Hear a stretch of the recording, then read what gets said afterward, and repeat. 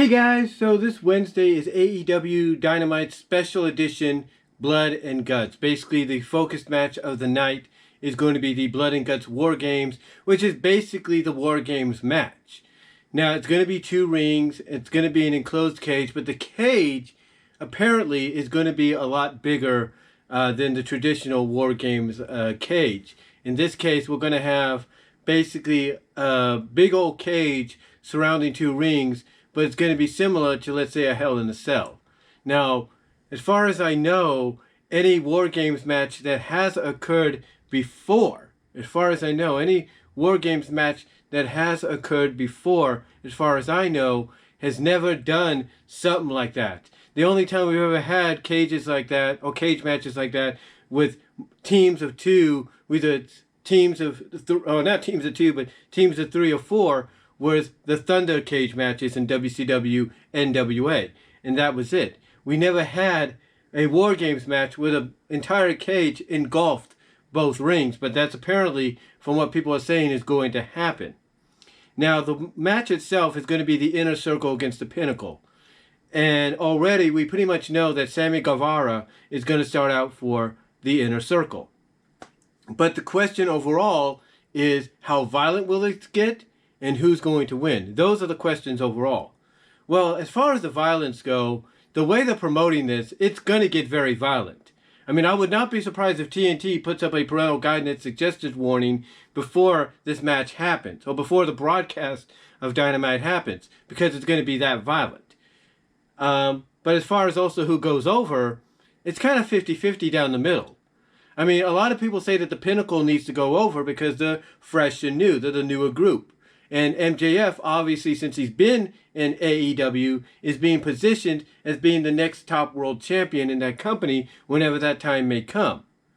On the other hand, though, the War Games matches, no matter what the promotion has been that utilizes them, has always had the baby faces going over.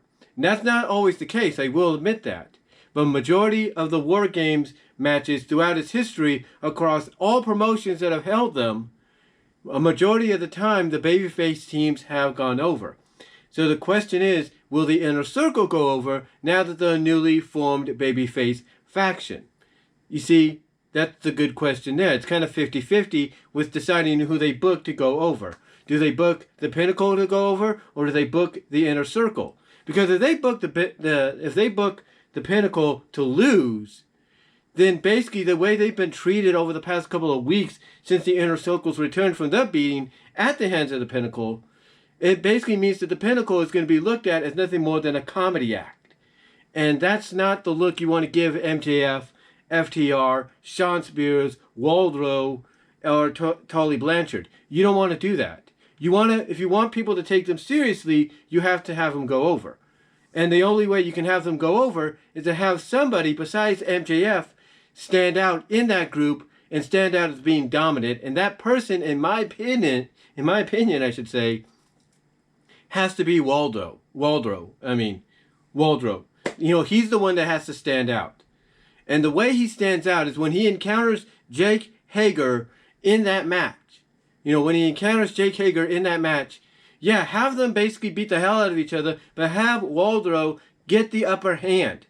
Whether it's by a mistake done by Jake, or whether it's just physical dominance, have Waldrow be the one that basically starts beating the hell out of Jake to the point that you have the rest of the Inner Circle probably stop, and maybe even some of the Pinnacle stop and see what's going on, and then maybe you have the Inner Circle realize, oh crap, we've awakened a giant here. We probably need to do our best to get this guy out of the ring, or at least get him neutralized. Because to me, he's the one, along with MJF, that need to have a breakout moment in the Blood and Guts War Game match. That's who needs to have that breakout moment. As far as the Inner Circle goes, those that need the breakout moment, in my opinion, is Sammy Guevara and Santana and Ortiz. That's the ones that need to have their breakout performances, with the Inner Circle. Sammy Guevara needs to do some crazy stuff in there. Santana and Ortiz, Pride and Powerful, need to do some crazy stuff in there. They basically need to let the guys that they want to focus on as the future of their company shine to the fullest in this match. That's the most important thing.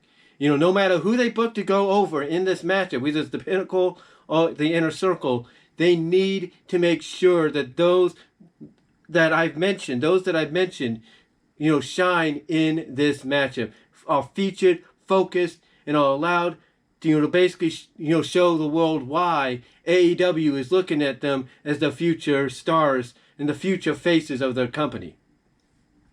Now, as far as AEW is concerned as well, of course, as everybody probably knows by now, Turner Sports has acquired the licensing to broadcast the NHL games starting next season. The question, though, is when are they going to broadcast them, and how is it going to affect AEW? Now, Tony Kahn has gone on record in saying that the contract states that Wednesday nights is their home, that Wednesday nights is the night for AEW. Although what Tony doesn't seem to mention is that they have gone on other nights previously because of NBA commitments and all that by Turner Sports. So the question obviously is, will the NHL now take precedent over AEW? That is the question. Will AEW, whether Tony Khan likes it or not, be forced to be preempted or move to a later hour or time slot on Wednesdays, or will they be forced to move to either Tuesdays or Thursdays, to just, maybe just for 1 week or whatever, because the NHL games take more precedent over them?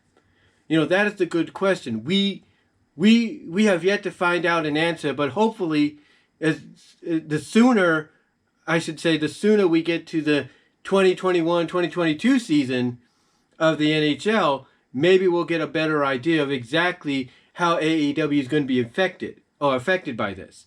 Because it's no secret, as I've mentioned before, and others know about this, one of the new heads at Warner Media, they may like the ratings AEW is bringing in, but they're not the biggest wrestling fans. Just like the guy that took over Warner Media or the Turner division 20 years ago was not a big fan of WCW and did not want wrestling on Turner whatsoever. It seems that we have a guy that's similar. We have someone similar to that, or a few people similar to that, this year, 20 years later, that might have, and it might not, or might have an out to try to get AEW off Turner Sports. Not saying they would, because the ratings AEW is bringing in is phenomenal, but, it seems they might have an out, whether Tony Khan likes it or not. I mean, yes, he is right. The contract does state Wednesday nights are their night. Whether they have to, be, slotted or allotted to a later time slot, that airs after the NHL game is over or before it, that's totally up in the air. And whether or not Tony Khan, whether he likes it or not, has to be forced to another night just for maybe 1 week or so, we have yet to find out. We have yet to find out any details. All we know right now is AEW is safe where it's at for the time being. But will they remain that way, or whether Tony Khan likes it or not, will he have no choice but to be forced to move to another night? Not just on a temporary basis, but maybe a permanent basis. What do you guys think? Let me know what your thoughts are down below about that, as well as in the live chat during the premiere. But yeah, those are just my thoughts on the Blood and Guts War Game match this Wednesday on Cinco de Mayo on AEW Dynamite, as well as what my thoughts are when it comes to the future of AEW on TNT now that the NHL's TV distribution deal is licensed out to Turner Sports. Let me know what your thoughts are overall on everything that I've talked about. Comment in the live chat during the premiere, and I will talk to y'all later.